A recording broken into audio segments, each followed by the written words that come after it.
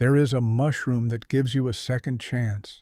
After you eat it, you feel ill, nausea, vomiting, stomach cramps that double you over, miserable but survivable seeming. And then, somewhere between 24 and 48 hours later, the symptoms stop. Your appetite returns. Your energy comes back. Patients have asked to be discharged from hospitals during this window, feeling well enough to go home. Some have been let go, and then, like clockwork, the liver begins to die. This is the death cap, and its cruelest trick is that by the time you know you are in real danger, you have already passed the only window in which you could have been saved. Every year, the death cap kills more people than any other mushroom on Earth. Mycologists estimate it accounts for around 90% of all fatal mushroom poisonings worldwide. Not 50%, not 70%, 90%. And right now, it is spreading into new countries, new forests, new gardens, places where it has never grown before. Foraging for wild mushrooms is one of the oldest human activities.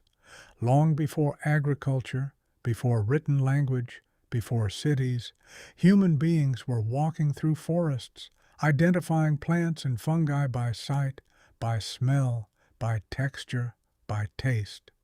The death cap is a problem as old as that practice and as new as last year's outbreak. There is a reason mycologists say there are bold foragers and old foragers, but no old bold foragers. Overconfidence in mushroom identification kills people every year on every inhabited continent except Antarctica. But the death cap is not killing reckless thrill seekers. It is killing experienced foragers, trained chefs, botanists, and people who simply trusted what they could see. It is killing people from cultures with long foraging traditions, whose knowledge was accurate and hard-won, just not accurate enough for a mushroom they had never encountered before because it didn't exist in their homeland.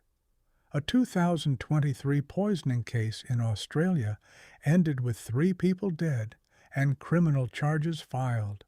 Cluster poisonings continue across the United States, Canada, South Korea, and across Europe. Understanding the death cap is not academic curiosity. It is the kind of knowledge that might, one day, protect a life. The death cap's scientific name is Amanita phalloides. It belongs to the genus Amanita, which is responsible for approximately 95% of all fatal mushroom poisonings worldwide. That makes Amanita, collectively, the most dangerous group of fungi known to science. The death cap is not dramatic looking. This is the first, most important, and most fatal thing about it. It is typically pale greenish-yellow to white, with a smooth cap that can reach 10 to 15 centimeters across. Young specimens emerge from the ground inside a white, egg-like structure called a vulva, a universal veil that ruptures as the mushroom matures. The mature cap is often described as elegant. The flesh is white and firm. The gills, the ridge-like structures under the cap, are also white and clean-looking. It does not smell dangerous. In fact, it smells slightly sweet, with some observers describing a mild honey-like odor when fresh. It does not taste dangerous. Historical accounts describe it as mild, even pleasant. Several victims of death cap poisoning noted, before they fell ill, that the mushroom was delicious. This is not an accident of nature. The death cap's benign appearance has survived evolution because an organism that kills its consumer before dispersing its spores is not very useful. The death cap releases spores, gets partially decomposed or eaten, and moves on. The killing is, biologically speaking, incidental, irrelevant to the fungus, fatal only to the organism unlucky enough to eat it. The deathcap is native to Europe and parts of North Africa. In its native range, it grows symbiotically with trees, particularly oaks, chestnuts, hazels, and pines, in a partnership called mycorrhiza, mycorrhizae, meaning fungus root. The fungus wraps around tree roots and exchanges minerals and water for sugars. The tree benefits, the fungus benefits. It is one of the foundational partnerships in European forest ecology. The trouble, the enormous global trouble, started when humans began moving trees around the world. For most of human history, the deathcap stayed in Europe and North Africa. Indigenous foragers and traditional food cultures in other parts of the world had no reason to know about it, because it didn't grow there. Then the colonial and horticultural era arrived. Europeans began exporting trees, oaks, chestnuts, pines, as ornamental plants and lumber crops to North America, South America, Australia, South Africa, New Zealand, and East Asia. The trees traveled with their mycorrhizal partners attached to the root systems, invisible, undetected, and very much alive. The deathcap arrived in Australia alongside cork oak trees imported by European settlers, probably in the late 19th century. It established in New Zealand via European conifers. In California, it is now well established in urban parks and gardens where European oaks were planted decades ago. In Chile, it grows in pine plantation zones. In South Korea and China, it has arrived via imported European oaks and begun spreading. This matters enormously because in these new regions, the local populations had no traditional knowledge of the deathcap, and indigenous foragers from cultures with deep mushroom-gathering traditions, particularly East Asian and Eastern European communities in Australia and the United States, encountered a mushroom they had never seen. The paddy straw mushroom, widely eaten across Southeast Asia, grows in a similar egg-like veil to the young deathcap. The resemblance is close enough that experienced mushroom eaters have been fatally deceived. In California, between 2016 and 2020, a series of deathcap poisonings struck Hmong, Laotian, Cambodian, and Vietnamese communities with deep, legitimate foraging knowledge from homelands where the deathcap does not grow. They recognized the mushroom as food-shaped. They could not have known it was killing-shaped. The cultural tragedy embedded in these poisonings is profound. People carrying forward knowledge that had sustained families for generations, knowledge that was genuinely correct in their homelands, encountered the single mushroom that made that knowledge lethal. No amount of experience with mushrooms from Vietnam or Laos would have prepared them for Amanita phalloides. They had never needed to know it, until they did. Now let's talk about what the deathcap actually does to a human body, because the mechanism is not simply poisonous, it is methodical, almost architectural in its cruelty. The deathcap's primary toxic compounds are called amatoxins, specifically alpha-amanitin and beta-amanitin. These are small, stable molecules, stable enough to survive cooking, boiling, drying, and freezing. There is no preparation method that renders the deathcap safe to eat. You cannot cook your way out of this. When amatoxins enter the body, they are absorbed through the gut wall and travel to the liver. Here, they perform one of the most devastating acts of molecular sabotage in all of toxicology. They bind to and block an enzyme called RNA polymerase II. RNA polymerase II is the enzyme responsible for converting DNA into messenger RNA, the process by which genes are read and converted into instructions for building proteins. It is, in a very real sense, the mechanism by which cells continue to exist. Without it, a cell cannot maintain itself. It dies. But not all cells use RNA polymerase II at the same rate. Liver cells use it enormously because the liver is metabolically the most active organ in the body, processing everything you eat and drink, neutralizing compounds, producing proteins, regulating dozens of bodily systems simultaneously. Liver cells run out of functional RNA polymerase II first. They die first. This is why the death cap destroys the liver before anything else. It is not specifically targeting the liver. It is targeting the most metabolically demanding cells in the body, and the liver is where those cells live. This is also why the initial symptoms subside. In the first phase, the amatoxins are being absorbed and processed. The gut reacts with the inflammatory response that causes the early nausea and vomiting. But by the time those symptoms resolve, the amatoxins have already reached the liver, already bound to the RNA polymerase II, already begun dismantling the cell machinery. The liver cells are dying silently, with no outward signal, while the patient tells the doctor they feel much better. This false recovery can last anywhere from 12 hours to 72 hours.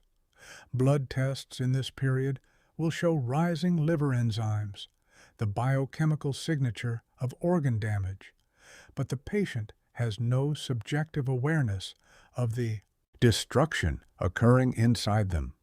Then the third phase begins. The liver, its cells having lost the ability to maintain themselves, fails. Jaundice sets in, skin and eyes turning yellow as the liver can no longer process bilirubin. Coagulation fails. Blood loses its ability to clot. Kidney failure follows.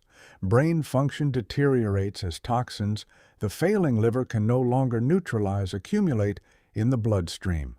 Without intervention, the outcome is complete liver failure, then death.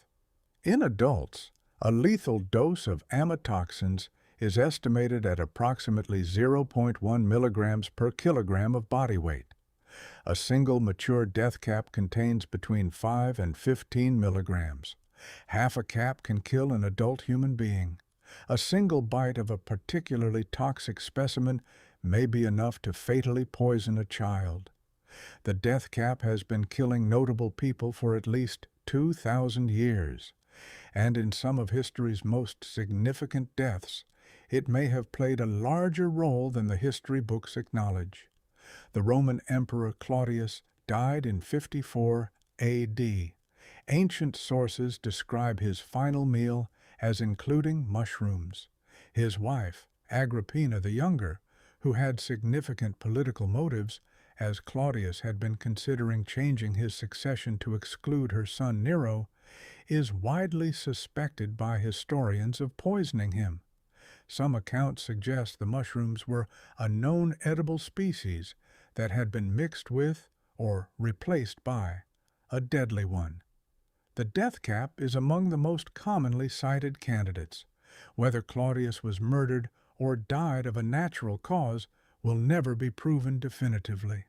But the circumstantial case is significant, and the death cap's history of being confused with edible species makes it a plausible suspect.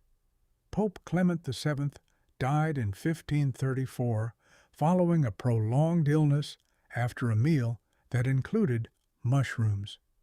Charles VI, Holy Roman Emperor, died in 1740 after consuming a dish of sautéed mushrooms. His death triggered the War of the Austrian Succession. Some historians have described it as one of the most consequential deaths in European history, a single meal that helped redraw the map of a continent. Whether death caps were responsible in either case is debated. The historical sources are fragmentary, and mushroom misidentification was extremely common before systematic mycology developed. But both deaths occurred after mushroom consumption. Both involved prolonged multi-day illnesses consistent with amatoxin poisoning, and both had world-changing consequences. A single dinner, a single mushroom, the course of European history altered. The more recent cases are better documented, and in some ways more disturbing precisely because of that documentation. In July 2023, 3 people died, and a 4th was left critically ill after a family dinner in Leongatha, Australia. The host had served a beef Wellington. The meal was attended by 3 of her former in-laws and a family friend. 3 died within 2 weeks. The 4th required an emergency liver transplant, but survived. The mushrooms were identified as death caps, allegedly foraged locally. The host was subsequently arrested and charged with murder. The case attracted global attention not only because of the deaths, but because of the setting. A family dinner, a celebratory dish, a domestic table. The death cap made no distinction. Here is a fact that most people assume cannot be true. There is no specific antidote for death cap poisoning. When people hear the word poison, they tend to assume a corresponding counteragent exists. The way carbon monoxide poisoning is treated with oxygen, the way snake venom has antivenoms, the way acetaminophen overdose has a reversal agent. We are accustomed to the idea that for every poison, medicine has a response. For amatoxin poisoning, medicine has management strategies. It does not have a cure. Treatment is aggressive and supportive. Intravenous fluids to force amatoxin excretion through the kidneys. Activated charcoal in very early cases, before absorption is complete. High-dose N-acetylcysteine, borrowed from overdose treatment protocols. And silibinin, a compound derived from milk thistle that has shown some evidence of reducing amatoxin uptake by liver cells. But silibinin is not universally available, not consistently effective in severe cases, and not a guaranteed intervention. If liver damage progresses past a critical threshold, only one option remains: emergency liver transplantation. This is one of the most dramatic interventions in toxicology. The donor pool is limited. Surgery must be timed precisely. Too early, and you may be transplanting a liver the patient's own organ would have recovered. Too late, and the patient is no longer a viable surgical candidate. Survival rates for severe amatoxin poisoning, even with modern intensive care, run at approximately 10 to 30% without transplant. With transplant, survival improves substantially, but the patient requires lifelong immunosuppression. The window that matters most is the one during which the patient feels completely fine. The death cap is not a static problem, it is a growing one. Climate models and mycological surveys suggest that as temperatures rise, the death cap's range is expanding poleward into regions where it was previously too cold to establish. It is appearing in new forested areas across North America, spreading from established populations on the Pacific coast. It has been documented in parts of Canada where it was previously absent. Any forest containing European oaks, chestnuts, hazels, or pines is a potential habitat, and those species grow on every inhabited continent. The combination of global trade, ornamental tree planting, and climate change is actively enlarging the zone in which an encounter with the death cap is possible. This also means the cultural mismatch problem will continue to intensify. As migration continues and diaspora communities settle in regions where the death cap grows, the risk grows alongside them. Public health authorities in several countries have begun issuing specific warnings to immigrant communities about foraging risks, warnings that are genuinely difficult to word without appearing to dismiss knowledge that is deep and legitimate. The challenge is not merely providing information, it is navigating the intersection of cultural tradition, new environments, and the specific, lethal deception of a mushroom that looks like food and has never once smelled like danger. The death cap teaches a lesson broader than mycology. The most dangerous things are often the ones that appear safe. Humans are wired for pattern recognition. We learn to identify things by their appearance, and for most of human history, that system worked well enough. We associated bright colors, bitter tastes, and foul smells with danger, and we were often right. Evolution shaped those associations because they were adaptive. The death cap breaks that system. It is pleasant in color. It is mild in flavor. It smells to some people vaguely of honey. It provides no warning. It is indistinguishable from edible species by taste, by touch, by smell, even by many visual characteristics. The signals that should protect us are entirely silent. The death cap is not malicious. It is not trying to kill anyone. The amatoxins are not a weapon evolved to target humans. They may have evolved as a deterrent against invertebrate grazers, or they may be metabolic byproducts that happened, by chance, to be lethal to vertebrates. The death cap does not know it kills people. It does not care. The danger comes entirely from the gap between what the mushroom is and what it appears to be. In that sense, the death cap is a perfect metaphor for the kind of risk that does not announce itself. The most catastrophic mistakes are rarely made by people who thought they were taking risks. They are made by people who thought they were doing something familiar and safe. The death cap is familiar-looking, it is safe-seeming, and it is neither. The remedy, if there is one beyond luck, is humility. The acknowledgement that what we can see and smell and taste is not the full picture, that the world contains things whose nature is not visible on their surface, that some of what we think we know is partial knowledge, correct in one context, lethal in another. That verification is not an insult to experience. It is the one practice that can make experience survivable. The death cap is, by any measure, one of the most remarkable organisms on Earth, a small pale mushroom that has shaped human history, that has killed emperors, changed the succession of empires, poisoned families at dinner tables, and is quietly, invisibly spreading into new territories.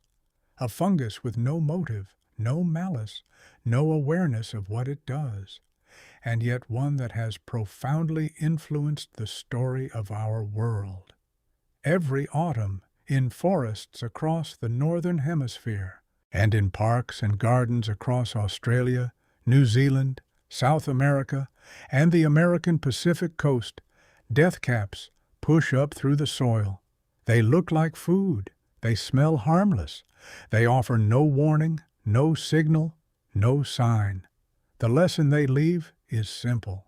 In a world that contains the death cap, knowing enough is not the same as knowing enough to be safe. The gap between those two states is measured in exactly one mushroom cap. If you ever forage, if you ever pick anything from the ground and consider eating it, let the death cap be the reason you verify. Then verify again. Then find an expert who can confirm what you hold in your hands. If you find a pale, smooth, pleasant-smelling mushroom growing beneath an oak tree in a park or garden far from Europe, leave it exactly where it is. Subscribe for more stories about the hidden forces shaping the living world.